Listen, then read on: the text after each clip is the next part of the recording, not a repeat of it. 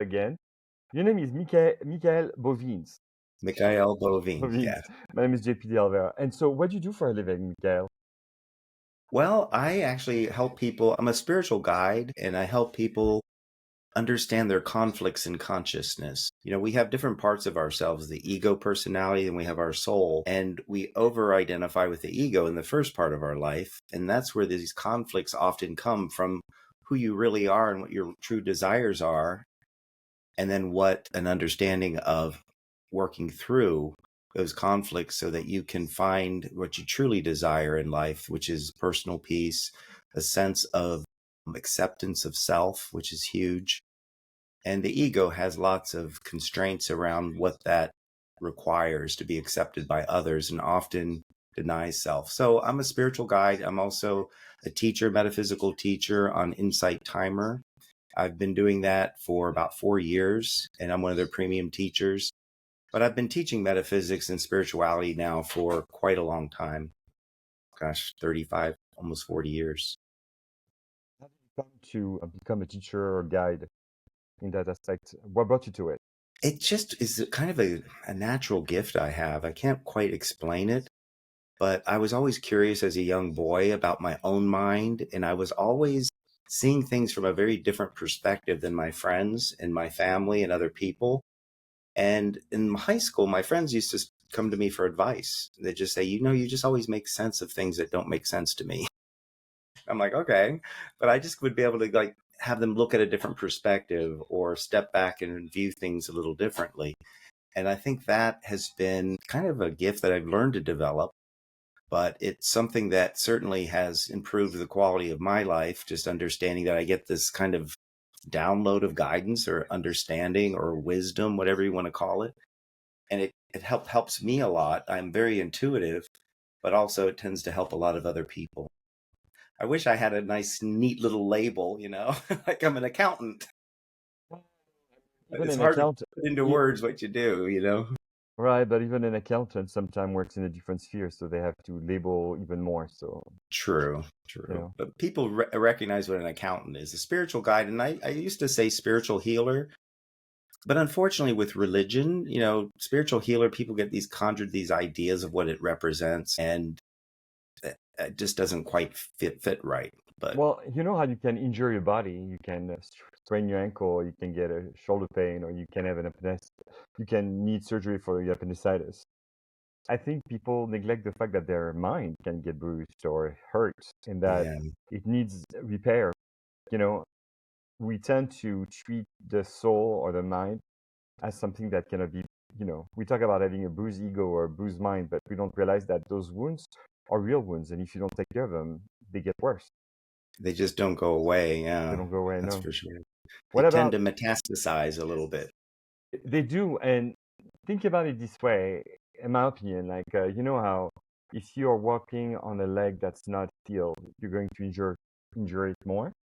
And if you are operating from a place where you have a lot of trauma and a lot of wounds, you're going to get more and more injured because you are, you know, you're not fully, you're not targeting your potential. Your potential is not manifesting. And also, if you can, through a physical injury, become depressed, you could, through depression, become physically injured. Yes. So they are connected. There's a connection, and we talk about somatic injuries, and you know, I think that that's something we forget. Like, words can kill.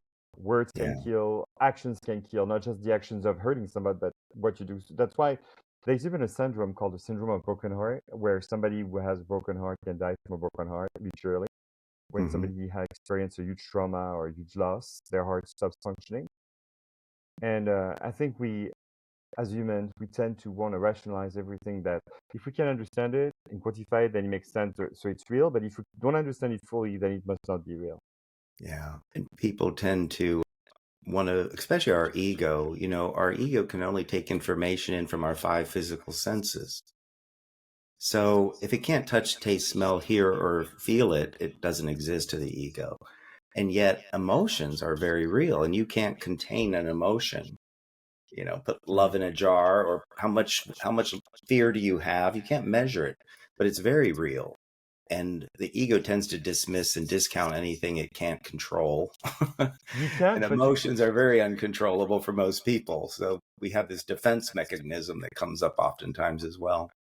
you know how your body responds to certain emotion? Like if you get really scared or if you're really happy, you have different type of neurotransmitters in your brain. So someone who is under intense fear is going to have more adrenaline in their body, or those intense neurotransmitters or norepinephrine, and somebody who's extremely happy and joyful might have more dopamine.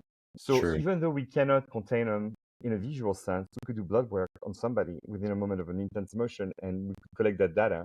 So just Yeah. because we don't have easy access to the data doesn't make it not real. So, That's so true. but let's talk about the ego, because ego, that's something that's interesting. I feel like the ego is thrown around quite a bit in America. People talk about ego. I think America is a very egocentric nation, Hmm. and we cultivate individualism, and we also cultivate ego and even the superego, but we don't really cultivate the id, like the personality. Like, you know how if you were to divide the parts of your personality and you look at the ego, the superego, and the id, according to Freud. But I feel like ego in the U.S., Americans have big egos, and Hmm. not because of confidence, but quite the contrary, because there's so much insecurity, fear, and also people are challenged all the time. Hmm. We love, you know, like the Oscars are around the corners, the SAG Awards are around the corner. We love to rank people and measure people and compare people and put people number one, people number two, people number three. So that really affects people's sense of self. And in a sense, that competitiveness Hmm. can really be a trigger for people to have ego problems because you're constantly measuring yourself against others. Yeah. Well, competition and comparison is one of the biggest traits of the ego, for sure. And it, what I understand of the ego is it's a very necessary part of our consciousness. As long as we're physical in the physical plane, we need an ego. It's like a liaison. It's supposed to give us feedback from the outside world through the five physical senses. But when we are younger, we tend to give all of our power to our ego and let it start making decisions for us. It doesn't really see the big picture. And it develops in stages. A lot of people will talk about, I got to get rid of my ego or kill my ego. I'm like, no, you can't. It's just impossible. It's like, if you're human, you need an ego, but it doesn't have to be immature and dysfunctional. And most people don't understand the stages of the ego development. And the very infantile ego is there to protect you. It's trying to navigate through the physical world and be safe and survive. So it's in survival mode. And its very first concern from the infant is, am I getting enough? Am I getting enough love? Am I getting enough attention? Am I getting enough warmth? Am I getting enough sleep? Am I getting enough? It's always concerned about, am I getting enough? Because it's totally a victim. You're completely reliant on your parents for everything. So it's trying to preserve itself. And as the infantile ego, which is very self-centered, the whole world revolves around it, literally. It cries when it wants milk. It cries when it's got a full diaper. It cries. Mama comes running, somebody comes. So the world does rotate around that immature ego, right? And then you grow up a little bit and you realize, wait a second, I'm not the only one here. I've got brothers and sisters and neighbors and schoolmates. And then the sense of security shifts from, am I getting enough, to, am I good enough? It goes into competing and comparing yourself to your brother, to your sister, to your next door neighbors, to your classmates. Oh, I'm not as smart as them, right? Or I'm not as athletic as my brother. And you start to compete and compare. And then to survive, the ego goes into, am I good enough? And that's the child ego. Well, it continues to mature and you grow and you go to high school. And then you start realizing, you know what? I've got to soon take care of myself. So the teenage ego shifts its focus from, am I getting enough, to, am I good enough, to, am I doing enough? Am I learning enough? Am I achieving enough? It's on that hamster wheel constantly, never feeling it's good enough. And the truth is, your ego is not good enough to make your life work by itself. That is the truth. That's why it feels that, and why everybody has this feeling deep down that I'm not good enough. I'm not enough. Because you need a relationship with your soul and your spirit, with the inner wisdom, with your intuition, with your creativity that doesn't come from the ego, in order to really create a life worth living. So that ego is kind of right. It isn't enough. But the maturity process is then from the adolescent trying to do enough, learn enough, achieve enough. And then you go in often to middle age after doing that for 20, 30 years. And then the ego resides itself and says, you know what? I guess I'm not enough. And it just goes into mediocrity. Let's just get through today. Let's just pay my bills. Let's just get the mortgage paid. Let's just get our 2-week vacation, go to Yosemite, and and it just settles for a life that's mediocre. And there's nothing wrong with that. But there's this emptiness in a lot of people. And the sad thing is, it's just a part of our consciousness. It's not all of who we are, because you're not just your ego. You are a soul and a spirit. You have a divine connection. And I believe that that is the necessary next step in the development of the personality and the healing of the ego, is to wake up one day, usually in the middle of life, when people have a midlife crisis, they realize there's got to be something more to life than just paying the bills and having vacations. And that's when they start to do their soul work. And, Carl Jung talked a lot about that. He said after the age, I think 50, around the age of 50, one of his clients didn't have a sense of spirituality, he wouldn't work with them because they're kind of like just on their ego loop. And the next day, so then that's resignation. I guess I'm not enough. I've tried, I've done, I've tried to be good enough. I've competed and compared, and I come up short most of the time. Sometimes I'm ahead of the game, but it's this constant struggle. And then when you can wake up in the mid of life and start to go deep and discover your soul, which is usually when it starts to emerge, then you come into the adult ego. And the adult ego is only available by conscious choice and awareness. It doesn't happen automatically. The infant to the child to the adolescent, that happens pretty automatically. Life will pull you through there. But to become the adult and take responsibility for your life and own your power is always a conscious choice. And when we do that, then you can come to a position where you say, am enough. I'm not better than, I'm not superior. I'm secure enough. I'm creative enough. I'm open enough. I'm emotionally connected enough. I'm intelligent enough. Not, again, no competition comparison, but to make my life work for me. And when you really get into that position of the adult ego, you can finally find peace. And it's a rare thing in our world, unfortunately. The hamster wheel is very, very popular. It's also the same idea of when you love someone, and if you love them for who they are, you love them without conditions.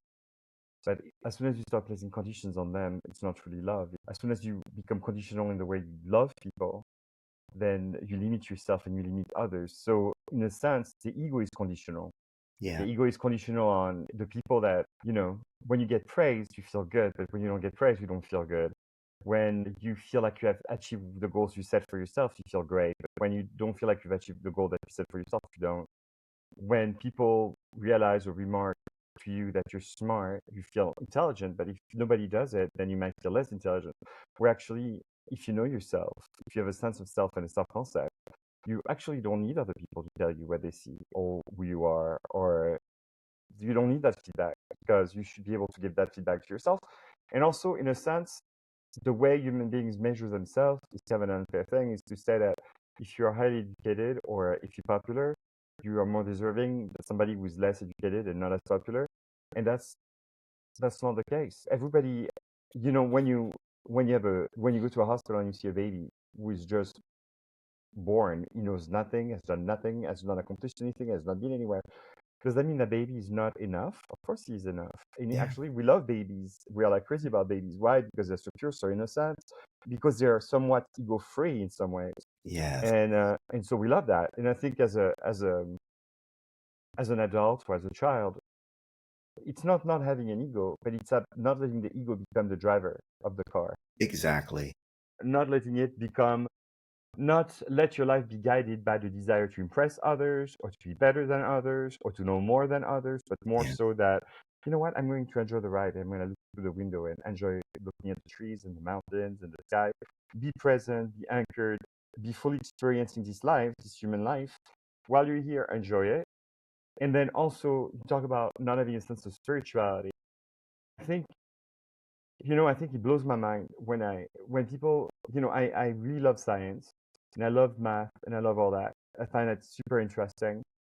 And then people use that as a way of limiting themselves instead of understanding So for me, I feel like if you really truly understand mathematics, you cannot deny that there's something greater than ourselves because things make so much sense. But no, people will use math to explain why there is not something greater. And I'm like, you must not really know math well if you think that mathematics is limiting because that's the opposite. It's infinite and It's infinite. Yeah. there's so much of an order. But I think that a sense of spirituality, knowing there's something greater and better and more powerful than you, is somewhat reassuring, but also it is not. I know some people believe that man made God so that God could make man, but I think that in many ways we're all interconnected with one another. And I feel that when we deny our spiritual sense, we also sever the connections that we have with one another. So we make it impossible to connect with other people on a higher level, truly connect with someone. And that's where it gets really, really toxic because then we use the ego to connect with other people. But the ego is not out to make friends, or the ego is not out to really connect. The ego is out to outdo, outshine, outsmart everybody else. And when you, And yeah, it's very alone and disconnected, and it's functioning in pain. And in this world of duality, yes, we do have that little, that's what I call in the personality, the little s, the ego self, the identity. And if you think about what you said a little bit ago about Freud's id, the very animalistic ego identity, and then you put entity, identity, id, and entity, and you have an entity, you are a conscious soul and spirit. That's the capital S, and that's the self you need to develop to become empowered.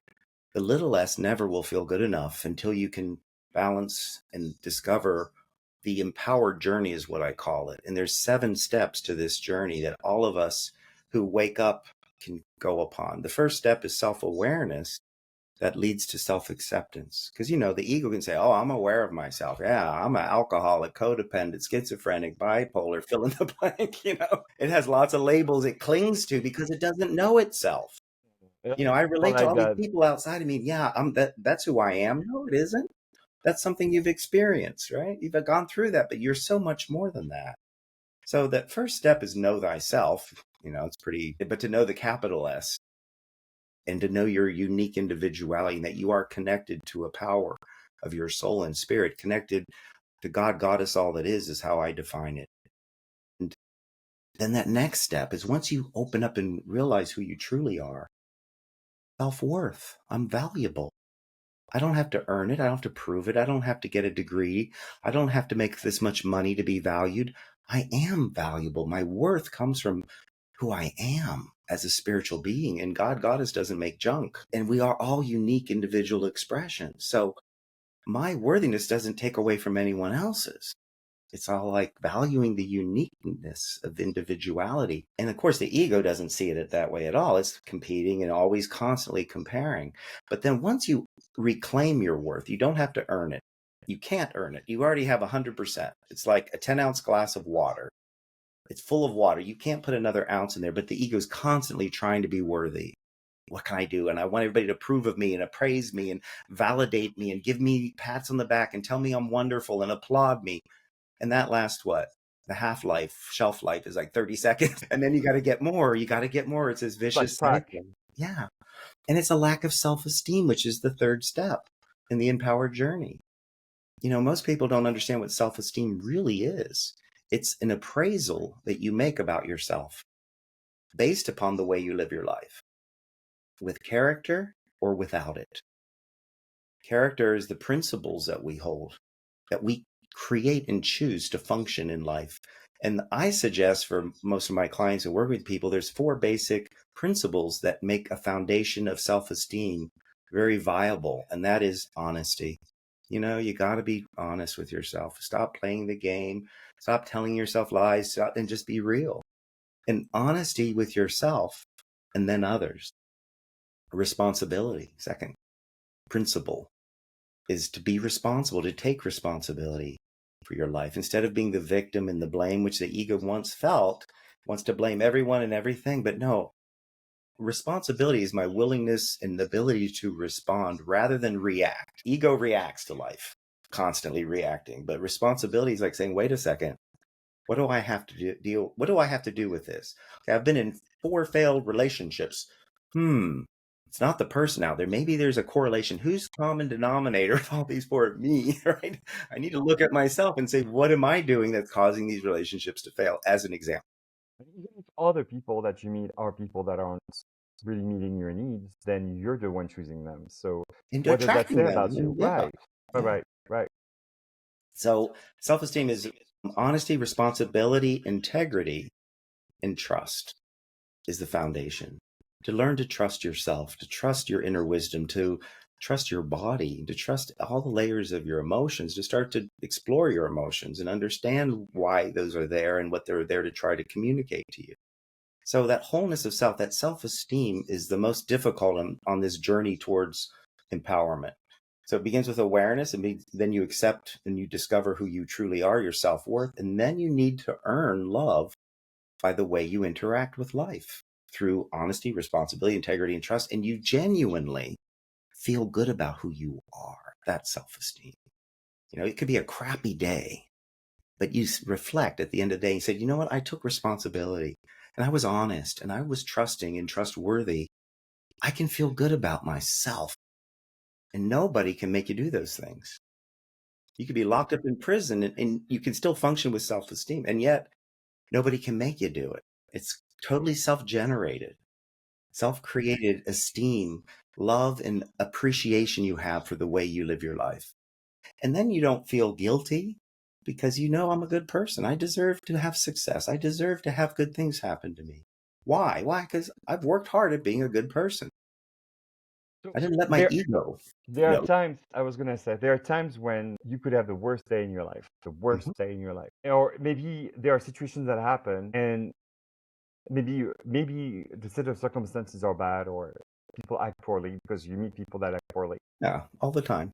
But the way you react to it, the choices you make, the way you set up for yourself, it's what makes the difference. Yeah, sometimes you're going to be in a really unfair situation or people are going to be very unfair to you, but it's not a situation that determines who you are. You determine who you are in the situation. And I think people forget that. Sometimes they will say, I did this because of that. Like my reaction was a reaction to the situation that I was in. But what they fail to realize is just because you're facing somebody who is not their best doesn't mean that you have to go there. You don't have to become that same version of yourself. And I think it's easier said than done. But something as simple as being on the highway, somebody cuts you off, and then you start chasing them down with your car and reacting toward them, to having a boss who's abusive verbally and you mouth off to your boss, or working with somebody who's toxic and then you suddenly become toxic as a result of their toxicity. At some point, you can make a choice, and sometimes people feel like they don't have a choice. They feel like they cannot lose, they cannot go get another job, so they have to work with those people. And how do I endure a situation where I'm constantly being humiliated or treated poorly? And we've all had somebody we worked with who was dishonest, gossipy, who had a Mhm. bad attitude. But at the end of the day, it's like you cannot let other people's flaws or character traits determine who you are. I literally worked for 3 months at a school district in Northern California with people that were, and I was not a good fit at all because I was honest and they weren't. And I had a boss, I can't remember her name now, she's a tall blonde woman, who was one of the most toxic individual I've ever had to work with in my whole entire life. And yeah, she was popular because she was surrounded like in an echo chamber that people like her and they were like all feeding into each other and they were all lying and they were all bad behavior and they would say stuff. And sometimes I'd be like, that can be right. But it was coming out of their mouth and I'm like, no, it's, you know, comments, behaviors. And at the end of the day, you could have 50 people against you telling you you're wrong in what you're doing. But when you know yourself And you like yourself, you and you value like yourself, yourself, regardless of who the person across from you is telling you. and you know who you are beyond your ego. Absolutely.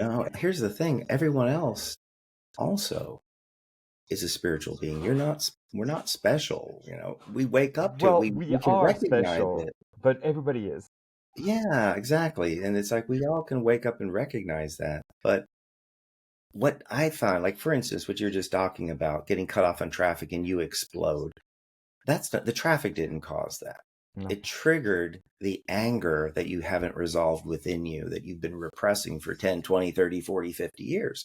And yeah, then somebody cuts you off and all this stuff comes up. It's like, where did this come from? Well, it's a whisper. I believe every time we get triggered, we are trying to show ourselves where we're giving our power away and where we're less free. And that's what we need to work on. Like, why would I react this way? I love what you remember. Dr. Wayne Dyer, he's written many books over the years. He had a book that, and he had described in the book, he said, if you take an orange and cut it in half and squeeze it, what comes out? Juice, right? Not apple juice, orange juice, right? Yeah. Why? Why? Because that's what's inside of it. When life pressures you and squeezes you, and anger comes out. Yeah, it's what's inside. And so it's there. In so many ways, it's a gift to reveal, because the ego doesn't want to deal with emotion. Ask the ego, how are you? Fine, good. Those aren't emotions. Right. Well, people want They to be in don't even a control. feeling. People want to be in control. They want to control Yeah, they and want to control emotions. their environment. They want to control everything. And somebody who's under a lot of pressure, you push him a little, and Yeah, whatever is pressured inside will come out. But you were talking about something about the desire to connect with one another. Nobody is more important than anybody else. I just know that right now on American television, there's a lot of true crime series, a lot of shows that have a lot of violence, a lot of murders. And yeah. I am myself super sensitive. Like, there's a lot of shows that I can watch because it affects me so deeply. And people are just numb to it. They will watch serial killers, shooting, murdering, horrible things on television, and they don't seem to react. Seems that Americans are so desensitized to violence. I mean, Right. the kids But start out with these violent games. right. But to me, I think it's symptomatic of something even more important. There's a dehumanization of human beings to the point where everybody wants to be treated in a special way and be loved and to be cared for. However, if you're not able to give it to yourself, you're not able to give it to others. But also, if you witness people being abused, or you witness people being murdered on television, or if you hear about terrible things happening and you don't bat an eye, like an eyelash, and you're like, whatever, then in some sense, I mean, I feel like one of the greatest crimes we've committed against humanity in the past 100 years is the dehumanization of human beings. I feel like we're dehumanizing ourselves to one another, which makes it even harder to build relationship and connection, which is the antidote to isolation and depression and anxiety, which support a healthy community. Because the more we can communicate and build relationship and see each other without hatred and love each other, the more we can build upon each other's strength, and the happier we are and the happier everybody is. But when we dehumanize each other and we see everybody as the enemy, and we're afraid and we're operating from a place of fear, and we look at everyone as a threat, then we become more defensive, and so the defensiveness becomes the anger and the separation of others. So it's like a vicious cycle. So I'm going to use what's in the news right now. We talk about people trying to find a culprit to whatever fear they're having, and the news media and social media and the government are trying to identify scapegoats for people's fear and anger. And I feel that even like I was thinking about immigrants, I'm thinking about undocumented immigrants. I'm sure some people have very good reasoning to why they don't want undocumented immigrants in the US. That's great. But sometimes those people have children, babies. You see a baby that's a baby from an undocumented immigrant. It's still a baby. And Yeah, those people are still people, and they still have hearts and wishes and dreams and hopes and all that. So you look at them, and I'm not saying I'm pro or against. I'm just giving you an example. If you see them as a group and not as an individual, it's easy to want to dismiss them. But when you start taking the time to get to know somebody and to get to know who they are and what they've been through and what they've experienced, then suddenly you can't have the same attitude. When it's somebody anonymous, it's easy to go send them back, put them in jail, put them to death, literally. But when you know them, you can't. yeah. You cannot. And that's crazy to me that people, they don't realize that desensitization is actually shutting down their ability to love one another. Yeah. Well, what you've been describing is the outside world is the collective ego. That you pick up the news, you want to know what the ego is all about? It feels powerless, it wants to blame, and it's terrified. And that's everything about the news. Feeds the ego, and people absorb it, and it just becomes this, downward spiral. But the beyond the ego is every human being, I believe, here is a student of love, learning to love and to accept themselves. And if you can start looking through the eyes of compassion and love, and seeing the goodness, beauty, and truth within individuals, it shifts everything, and it's like, if I come from my ego, I'm going to connect with that person's ego. If I come from my capital S, my true self, my soul and spirit, I'm going to connect to the higher part of them. And it just works that way. It's just interesting. So, it's not about trying to control the world, because that's never going to happen. But it's like looking at a different perspective of what's really happening here. They're lost. These people are in a lot of pain. The ego feels very lost, separate, alone, and not good enough.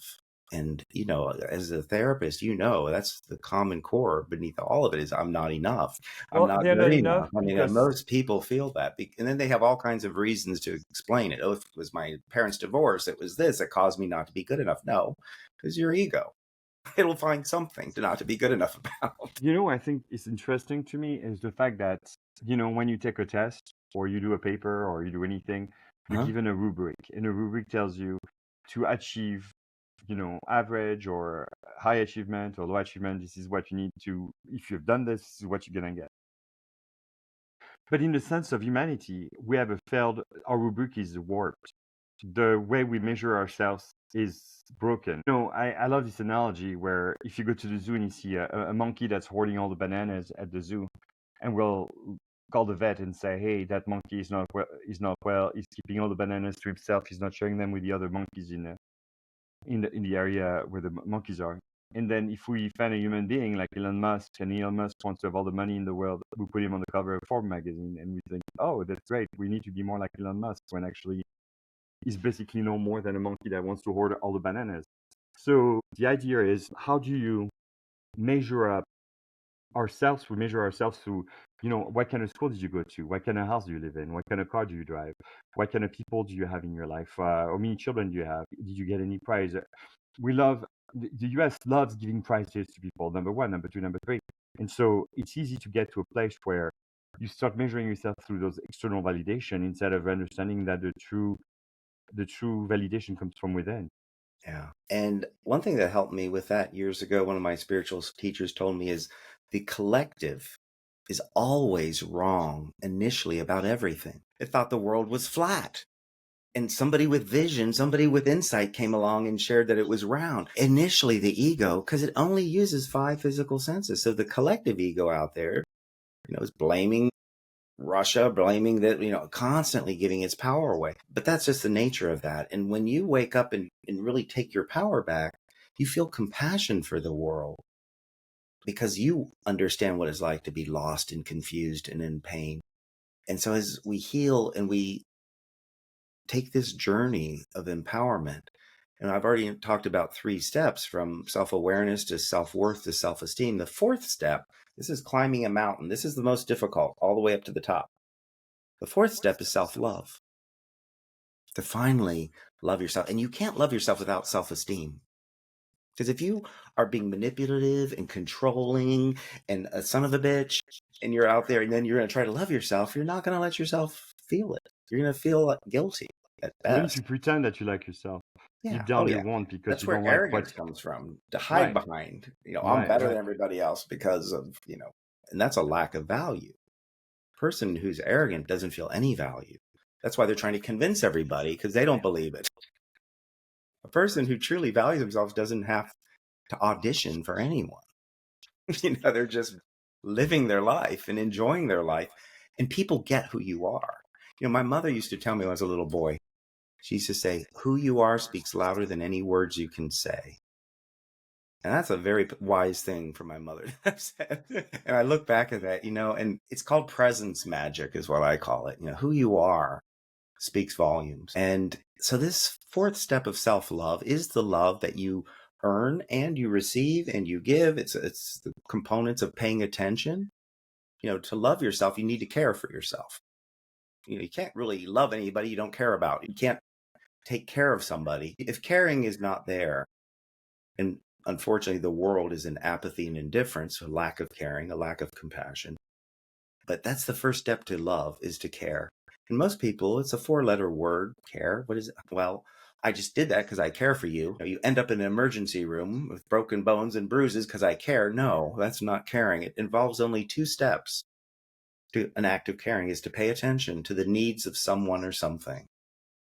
And the second step is to give in such a way as to help that thing, that person, yourself, to feel greater security and pleasure, and to continue to grow and evolve as an act of caring. You go home tonight and you notice your philodendron leaves are drooping.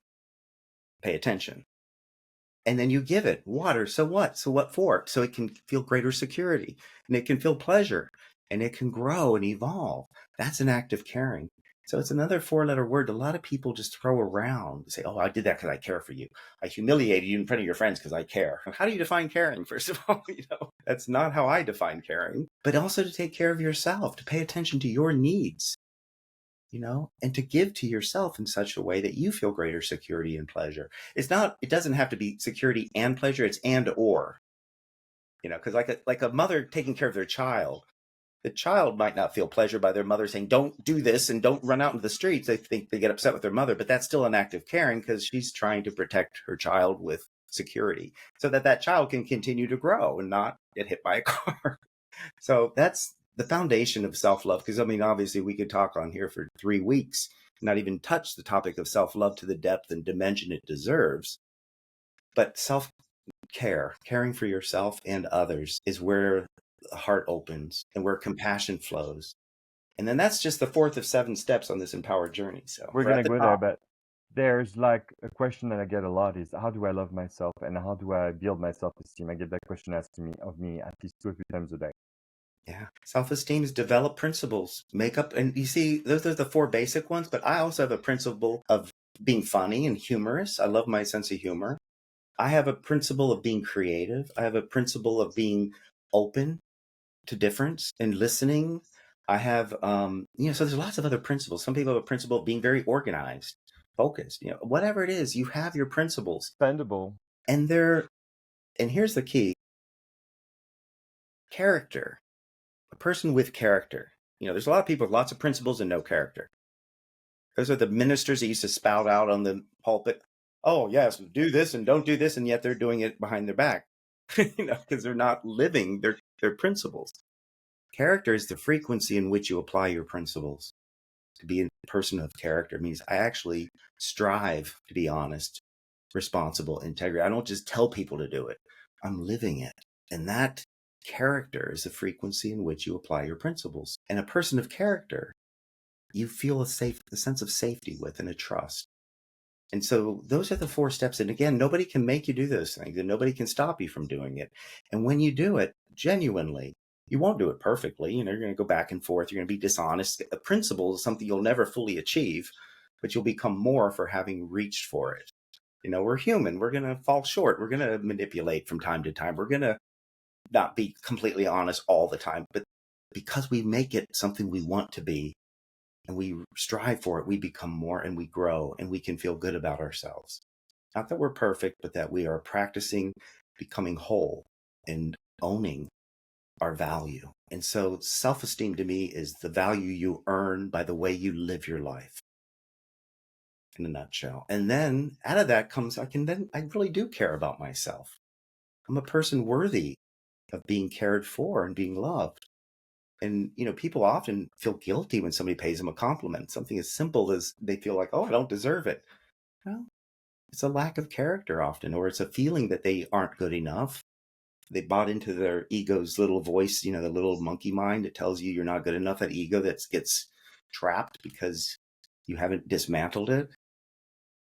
So self-love is the 4th and the most difficult. The most determined is the 3rd step, which is self-esteem. Then you get to self-love. Now the rest of them fall into place. You're going down the next side. What comes out of esteem and love is the 5th step is self-confidence. Hey, I like who I am. I love myself and others. I feel worthy. I know people's worth. Everyone's worthy. I accept myself and I accept others who aren't like me, who don't vote like me, who don't look like me, who don't speak like me. And I can feel confident in who I am. It's the magic of presence in a lot of ways. It's like I can cope. I know what's going to happen. Here's the key we're going to talk about change and transition, but you can't figure out what's going to happen tomorrow, the next day, next week. But when you step into your power, that's a choice. Who am I going to be? And that's something you can choose tomorrow morning. Am I going to be a victim and poor me and powerless and the world is blamed? Or am I going to stand in my power, accept myself, accept others, come from worth and esteem and love, and feel confidence in me and my ability to cope? Is what confidence is your ability to cope. Not that you'll do it perfectly, not that you have all the answers, but you will find those answers and you will move forward in your life. So that fifth step of self-confidence is so important. And then out of it comes the sixth step, which is self-respect. Now, that's another word a lot of people don't understand because, and I love this, I love to talk about self-respect. What does respect mean? Re means to return to go back to. Spect is to look at. Spectator, spectacles. So to look deeper is what respect means. To go back and look again at yourself, not from the eyes of your ego of, oh, have I lost the weight? Am I, how much, all the stuff the ego looks at, but to look at who you are beneath all that is to really respect yourself with a capital S and others. How many people, I've experienced this myself, having childhood friends. You don't see each other for 10, 20, 30 years and you get back together and they don't let you be different than you were back then. Like they don't respect you to say that you've changed, you've grown, you're not the same person 20 years ago. People in relationships are like, oh my God, you've changed in this relationship after 20 years. You're not the same person. Yeah, hopefully not. Hopefully we grow and evolve and become more. But it's a lack of seeing through the projection of what people do. They project people, some people project mother onto every woman and father onto every man and, that whole thing. But that's a lack of respect because you're not seeing the person in front of you. You're projecting whatever. So that's the sixth step. And then the final seventh step is self-empowerment. It's often known as self-realization. Yeah, very, very, very similar. Yeah. So anyways, it's kind of what I worked on myself over the years and what I teach others and help them to look at what part of the ladder is broken because they're not broken. It's just their conflict in their consciousness says, well, yeah, but I would thought the way to be valuable is to impress everybody and to wear a suit and tie and go out there and flaunt my money and get a big car and they do that for 10, 20, 30 years. And they're like, oh my God, I still am not happy. But the biggest sad thing is when people go into middle age and they have played this ego's game their whole life, which has always been a lie. You're not what you have and do. You're so much more than that. You're a spiritual being, but by denying that and listening to the ego, then what happens is people wake up in the middle of their life and they say, I guess I'm not enough. And that's the biggest tragedy. They believe the lie and they deny their soul. And they just go into mediocrity and give up on themselves. Instead of saying, you know what? That was a goddamn lie. I've been trying to live most of my life, trying to fit and fulfill my ego and never get anywhere. That was, instead of recognizing the truth that I've been trying to do something that's never going to make me feel valuable. The game I played is just a game and I can get off the game board and reclaim my power, my worth, my value and stand and then truly be a light to help others do the same, bring peace into the world. Not by trying to end war, but by resonating with peace that you bring from your beingness, your presence. And that changes the world without having to do anything but be who you truly are.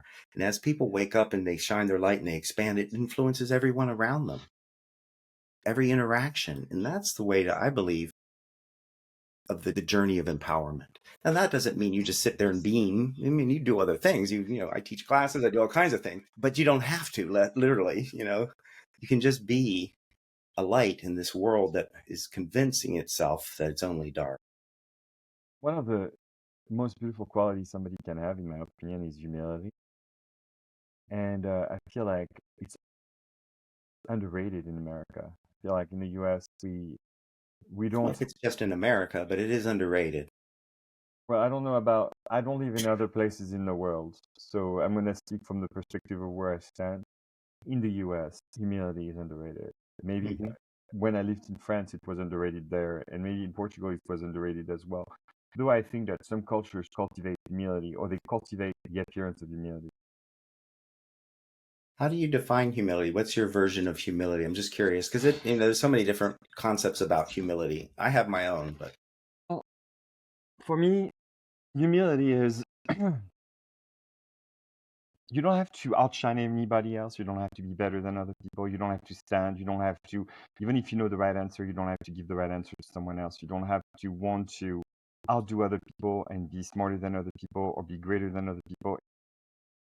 You let you occupy that's your all space. defines the ego, doesn't it? But we've Right, just been talking right, about. right, right. You don't try to take space over the people. You don't suck all the air out of the room and you don't, somebody humble. Like sometimes you might have met people that were extremely educated, but they didn't need to show off their education, or they let other people that were more arrogant speak about what they knew, and sometimes speak about it in the wrong way, like they would say something that was incorrect, but they didn't have a need to correct them. Humility is about existing without wanting to dominate others, oppress others, and make other people feel small, and also be compassionate in the way you talk to others, Yeah. and no need to brag, not to I did this and I accomplished this and I went to that place. No need to show off what you've done, where you've been. It's It's really simplicity, you know. it's the ego in full action. You know, Right.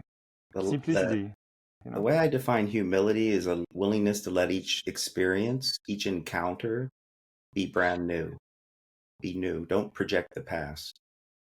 A lack of humility is to assume you have it all figured out, like you're saying, assuming. And instead of saying, let me hear this person, just because I grew up in a culture perhaps that had judgments around Black people and I used to have them, and this Black person comes, I'm going to have humility to let this change my mind, to be different, not to project and to judge immediately because of what I've been taught and conditioned is a lack of humility, but to be willing to be open and to be in the present moment and say, okay, what do I think and feel?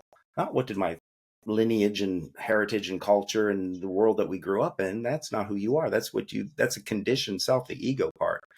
The ego is made up of your parents and your society's beliefs and all the things And until religion and so until forth. you take your power back and grab the horse by the reins and start choosing your own beliefs in your own life and your own reality. That's taking back your power.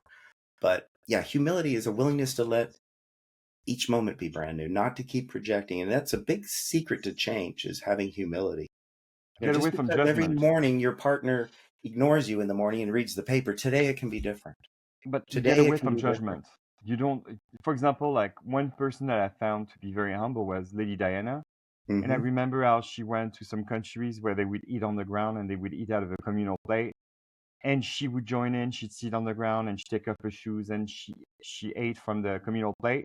She And respected their cultures. Yeah, right, she didn't show up and go, well, they're barbarians. In my country, we sit on a chair at a table and we use a fork and a knife, and our way of doing things is better.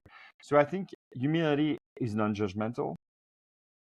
Humility is accepting of others or how they present, accepting them where they're at, and also not coming from a place of, I think my way of doing things is better than your way of doing things. But more like, I'm going to be open to you and I'm going to accept that you might be different from me and that you have the right to exist as you are. exactly. Respecting and honoring difference is how different our world would be if people would respect and honor difference, not condemn it or be terrified of it. Well, and if you look at it this way, we are far more similar to one another than different.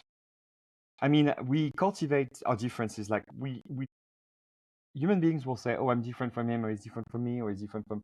But truth be told, if we were in a different galaxy, in a different planet, and we ran into another human being, we would be very excited because it's kind of like when you're living in one small town and everybody in your town you've known your whole life and you feel different from all of them, but then you travel 6,000 miles away and you run into somebody from your hometown and suddenly you're excited to see them because you see somebody that you're used to seeing. Familiar. Right. Well, human beings, I think I can imagine if one human being would be to travel to another distant planet and get there and meet another human being and then realize, oh my goodness, I'm seeing somebody who's just like me, instead of, even though that person might be a different color of skin color or different gender or a different way of thinking, you you find we have far more similarities than differences, but we tend to pay attention to the differences instead of looking at the similarities or what makes us similar or what makes us connected. Yeah, it's human nature. The ego part wants to feel in control, wants to protect itself. So it goes out and usually tries to assess the situation. And it's interesting because what I've discovered, and you'll understand this, is what allows us to connect with each other. The core of communication and connection is our emotional body. Like, I don't know what you went through, JP, growing up as a young man, and you don't know what I went through growing up, but we both know what it feels like to be rejected, to be celebrated, to be hurt or disappointed. And it's because of that we can relate to each other. The illusion is what you happened to cause that rejection and what happened in my life to cause a rejection. That what's real is the emotional impact it had. And that's what can allow us to relate to each other. And I facilitate a men's discussion group here in San Francisco. And it's so cool to hear the men's stories. And when they start hearing how people grew up and they realize very different stories, but we all felt like an outsider looking in, or we felt not good enough, or we felt, it brings people together. And again, the ego wants to separate by difference and appearance because it only has that information. But on the soul level, on a real level, it's about our emotions. Our emotions are eternal until you deal with them, until you change them. Ghosts are haunting because they're stuck here on the physical plane and emotionally trapped by what happened to them. They haven't set themselves free.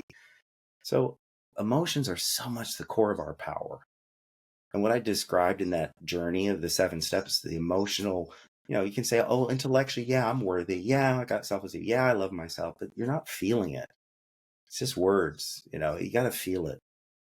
And that's when it changes everything. You embody the power that you are, not the power you have to find or get or, educate yourself. You reclaim the power that you've always been.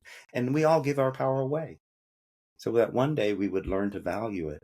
Sometimes you don't value something till it's missing, till it's gone or it's died. There's an old one of my favorite quotes that I've used before is there's 2 common ways people learn to appreciate others in life, through gratitude or through regret. Wow. Think about that. I didn't appreciate my partner until he died, or I didn't appreciate this person until they left. And that's when you learn to appreciate is through either gratitude, appreciate them now, or through regret and looking back and saying, gosh. Another way of saying it is like, you didn't like me while I was here, but you will miss me when I'm gone. Yeah. Yeah. Something like that. Yeah. Sounds like But a country song.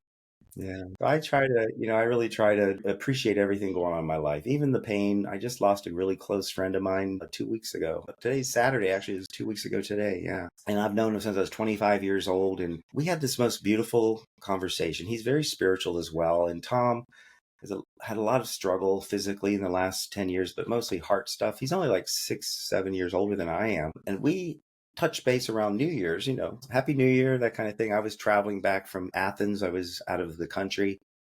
And then the last, like a week before we talked, he'd been on my mind. I kept thinking of Tom. I thought, I got to reach out to him. So finally I did. I sent him a text and he sent me, and I said, hey, how's it going? It's been a while since we chatted. He lives in Fort Lauderdale. And he texted me right back saying, I'm in the hospital, been here since January 3rd. My heart's failing. He goes, I'm not expected to live much longer. I was like, I picked up the phone and we chatted. We had this beautiful conversation. It was about, the elephant in the room. We talked about him dying. And it was so beautiful. It was so real. And he was like saying, they thought they could get me a heart transplant, but then my kidneys are failing. And just like systematically, he goes, I'm just tired of fighting this fight. He goes, I'm ready to move on. I'm ready to move on. He goes, my body's not going to turn around. He goes, and he was in palliative care in Fort Lauderdale. And so we had this conversation. It was so beautiful. And I told him how much he mattered to me. And when we first met and just our friendship over the years. And when I would go down to visit him and he'd take me to one of his favorite restaurants and everybody would light up when they would see Tom walk into the room. He had so loved by his community. And I just wanted to make sure he knew that. It was a beautiful conversation. Then he said, he goes, Michaiel, I'll be sure to save you a good space on the other side. And I said, well, thank you, my friend. I said, but I'll send you a sign as well. I said, okay. And that was Thursday, 2 weeks ago. Saturday night, I went to a friend's birthday party and I was having a conversation with a stranger, a friend of my friend, and he's asked me, where are you from? And I said, oh, I'm from Florida. He goes, oh, I love Fort Lauderdale. The minute he said that, I thought of Tom, and it downloaded. I thought, oh my God, Tom is transitioned. Just intuition, no way of knowing. So I excused myself, went to the bathroom, caught my breath, and came back out. The next day, I didn't really want to know. Like a part of me was curious, but didn't want to know. So I texted Tom. I'm like, "Love you, brother," something like that. No response on Sunday, and I'm like, Monday morning, still no response. So I go to his Facebook page, and sure enough, Saturday at 10:30 East Coast time, which was about 7:30 here, when I was at that party, my friend passed away, and I got a sign. I just had this download of knowingness because we were so connected, and yet it was so beautiful that we could actually just talk about life and death. It was a beautiful, sad conversation. You know what I mean? But my ego was sad, but my soul knew he was going to be fine. So it's this kind of weird juxtaposition. I often call this beautiful sadness because sometimes sorrow has beauty within it. Not to the ego generally, when you see the big picture. But I just don't know why I wanted to share that story, but it was beautiful and intense. So you had asked me earlier about my week, and so I'm still like, I've miss had you, dear friend. a lot of personal losses in the past few months. And this week, one of my friends had a stroke. He's in the ICU right now. So I feel like it's happening more and more. I feel like so many people are somehow transitioning or dying or It seems that experiencing way, doesn't it? Yeah. and maybe because of our age, but also, I don't know. As of late, it's been really wild. But you talk about the sadness and the ego. I think that when we meet or we know somebody we've loved and they pass away, we also see our own mortality reflected in them. We know that eventually it will happen to us, Yeah. and that's terrifying. And then the idea of losing someone. I think about times of my life, and those times are not just marked by the fashion we wore or the things we ate or the music we listened to. It's also marked by the people we loved and who was in our life in that moment. And when those people are gone, reliving those moments in that way becomes impossible because they're no longer there. Yeah. That's why when a celebrity or a singer or an actor dies, it's part of an era that dies with them, and that's why we're so traumatized by it because we want to see. I know that last year Shannon Doherty died, and Shannon Doherty is my age, and my whole entire life I've known of Shannon Doherty. She's never known of me, but I've known of her because I'm not a celebrity, but she was. When she died, it felt like I lost a long time friend because I'd seen her on the Little House on the Prairie. I'd seen her on, Highway to Heaven and on Beverly Hills 90210, and she was on television and she was on Charmed. You had a soul connection with I her. felt a connection with her, yeah. Yeah, that's what's real. That's what's real. Yeah. And I must not have been the only one because so many people felt a true sadness when she died. And Yeah. so the thing is that so many people pass away, and you're like, you see yourself in them, you recognize yourself in them. And I just watched a movie this week. I got up pretty early, and I sometimes do that when I get up pretty early in the morning. I do my notes. I'll put a movie on, and I watched 7 Years in Tibet with Brad Pitt. Oh yeah. And I'd never seen that movie. And there's one scene, it's based on a true story. There's one scene which is also, one woman's talking to her because the friend just announced they got married. And he looked sad because he liked her. And then she said something that my father used to say to me, which I thought was really interesting. He said, "A true friend will rejoice in your happiness." And she says to him, she said, "There's nothing sadder than a person who does not find joy in the happiness of others." Yeah. And that kind of connected me back to my dad because my father used to say that if you truly love somebody, you're happy for them when they're happy. Yeah. And I thought, love it. you know how sometimes you get those little messages from a book, from a movie, from a song, and Yeah. you're like something you had not thought of for years, and suddenly you are listening to a song and it like speaks to you. Mm-hmm. Well, that's what that movie did to me, and that was just after I found out that my friend Had the Joe had a stroke. stroke. Yeah. Yeah.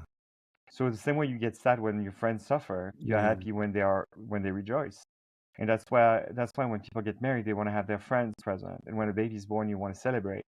Because Witnesses. yes, you want to witness, a marriage is nothing more than two people coming together and announcing to the community, we love each other so much, we want to spend the rest of our life together. Commemorating a moment of commitment. Right. But again, in the United States, because that's where we live, some people make a living out of, you know, having the bigger, better, brighter, wider marriage. And they forget what the point of the marriage That's is all just the about. nature of the ego. That'll always be, and it's not just United States; it's It's around the France, world. it's It's everywhere. Russia. Yeah, I know. I'm well aware. It is, and it it used to bother me somewhat, when I'd see it, but now I just feel, like I said, I feel compassion for those people who are still trying to convince the world that they're worthy of being loved. And it's like, I know they're worthy of love, and I just see that and send them that energy. And I don't attract a lot of people in my life anymore that, get under my skin that way like it used to be. So it's kind of interesting how reality can shift when you look at it. Yeah. That's probably why I don't like watching reality television, Yeah. because it's scripted to cater to the ego. Yeah. Oh, yeah, The definitely. unscripted TV is scripted to the ego. So, for example, like they show you the worst of the worst, and you're like watching it, and people they find it so interesting. And for me, I'm like, after 2 minutes, I'm like, I can't do this. This is All too the much. backstabbing and manipulation. It's the I worst of the feel ego. bad for them. I feel bad. I feel like you went on national television to discuss something too personal, or you did something inappropriate. You shouldn't do it in front of one person. Now you're doing it in front of millions of people. So I think that's interesting. I think there's got to be some good programming out there, or some good television. If you know of it, let me know, because as of late, I've not found a lot of programs that I like. Yeah. But I really thank you for taking the time to come and talk to me. You're It was extremely interesting, and fun. I hope Yeah. I hope you come back again, because it's I been really enjoyed fun. it. It was very fun. It was good to share. And we didn't really have a set topic, so to speak, but Oh, we did. It was. I was interested in finding more about spiritual guidance, and I did. I okay, think I found some. good. I'm glad that I feel like sometimes conversations happen the way they're meant to happen. Yeah. Oh, yeah, definitely. And I've enjoyed it. It's been wonderful connecting with you, and I look forward to seeing. Look forward as well. I wish you a wonderful rest of your weekend. Bye bye.